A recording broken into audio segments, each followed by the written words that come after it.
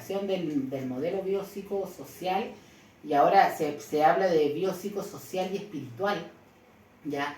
No es solamente ahora vista el tema de la salud desde un área médica solamente, sino que biopsicosocial e integral, claro, biopsicosocial y espiritual, se habla, donde se dice que hoy en día el sujeto tiene un problema de salud, pero quizá esto puede estar influenciado por otros factores, ya factores externos a él, por ejemplo, factores que lo rodean, y ahí es donde entra todo lo que son el tema de los determinantes sociales. Es decir, cómo van a influir. ¿Qué son los determinantes sociales? Es el cómo van a influir todo el entorno del ser humano, del sujeto, en su vida diaria. Por ejemplo, tenemos personas que viven en asentamientos irregulares, que son el tema de las tomas. Ya ahí perfectamente podemos ver, no sé, una persona que constantemente tenga, por ejemplo, problemas problemas de dolor de guatita, que siempre está con cuadros diarreicos, con problemas gastrointestinales en el fondo. Entonces quizá eso puede ser gatillado. Uno dice, no, es que yo hiervo agua, es que yo... Pero a veces uno no sabe la procedencia tampoco de esa agua por mucho que se hierva. ¿Ya? El estar también en un entorno donde quizás hay microbasurales, todo eso va a influir en la persona. Entonces ese es un determinante para ver cómo esta persona se va desarrollando en su día a día, ¿ya?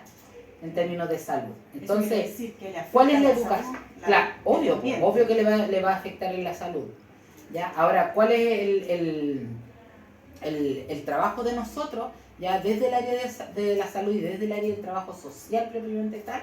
Es poder educar a la persona, ¿ya? Es poder educar en la importancia, no sé, porque requiere, pese a vivir en un lugar así, mantener las condiciones básicas de higiene, el tratar de no...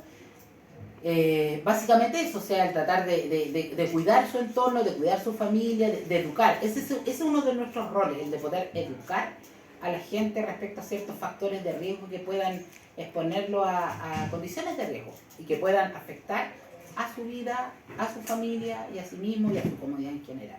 Para esa situación, ¿qué se requiere? De que se sepa dónde vive el individuo, o es que tú vas allá y ves su entorno. En una de las partes hablaba de las visitas, por ejemplo. Sí. Claro, o sea, efectivamente nosotros no vamos a saber nada así como a ojos ciegos. O sea, para poder conocer la realidad de una persona, nosotros tenemos que ir al terreno, tenemos que conocer la situación de cada persona, ¿ya? Y obviamente va a depender de los factores de riesgo, porque hay que considerar también que una visita domiciliaria, por ejemplo, tiene un alto costo, ¿ya? Entonces, y están disponibles el tema de la logística, el tiempo, tenemos nuestras agendas creadas para eso. Entonces, para poder conocer a un individuo, a una persona, nosotros tenemos, obviamente, para poder conocer todo su entorno, sí o sí, nosotros tenemos que hacer una visita domiciliaria, ¿ya? Y poder conocer, porque a veces la gente viene y te dice una cosa, pero resulta que a veces vamos a la casa y nos encontramos con otra cosa, ¿ya? Y a veces más. Ahora, ¿quiénes son como nuestros grupos? Generalmente, desde el área social, qué es lo que generalmente acá nosotros vemos? Que son los pacientes dependientes, adultos mayores que están en situación de vulnerabilidad o de abandono, las gestantes que tienen riesgo. Ahora, ¿cómo nosotros podemos dirimir quién está en riesgo o no? Ahí entra otra cosa, que es el programa Chile Crece Contigo, que es un programa de protección a la primera infancia. Y por ejemplo, dentro de lo que es el programa, ellos tienen un EPSA, que el EPSA es la evaluación de los riesgos psicosociales. Y a raíz de ese EPSA nosotros vamos viendo cuáles son los riesgos que tiene la gestante, y obviamente ya tenemos que dar prioridad a aquellos que son más graves, ¿ya? Por ejemplo, si tenemos gestantes que tienen problemas de salud mental, si tenemos gestantes que tienen rechazo al embarazo, si tenemos gestantes que tienen BIF, todos esos son factores de riesgo que van a afectar, y por ende nosotros como trabajadores sociales tenemos que estar ahí. Y si vemos que es un riesgo en el cual requiere, no sé, una gestante que tenga consumo de drogas sí o sí, nosotros hoy tenemos la responsabilidad, por ejemplo, inmediatamente de poder denunciar, o sea, de informar a tribunales respecto a la situación. Estoy hablando desde lo que es el trabajo social en sí. Como te decía, gestantes, adultos mayores, niños, casos sociales que están en situación de riesgo. A veces nosotros también, como trabajadores sociales, también hacemos lo que son las consejerías. ya que la consejería no es aconsejar, sino que es orientar o acompañar en un proceso una familia. Por ejemplo, tenemos una familia que, no sé, tenemos una persona dependiente y resulta que es esta persona dependiente es mayor, tiene múltiples enfermedades, tiene Alzheimer, qué sé yo, que tiene problemas cardiovasculares, solamente es una que se hace cargo y nadie se hace cargo.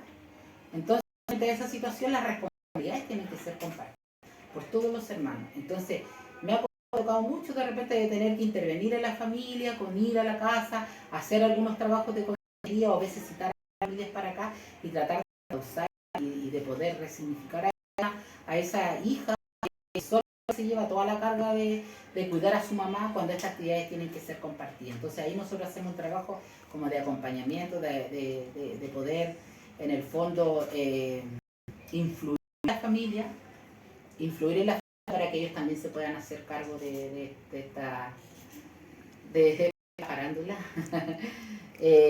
hacerse cargo de esta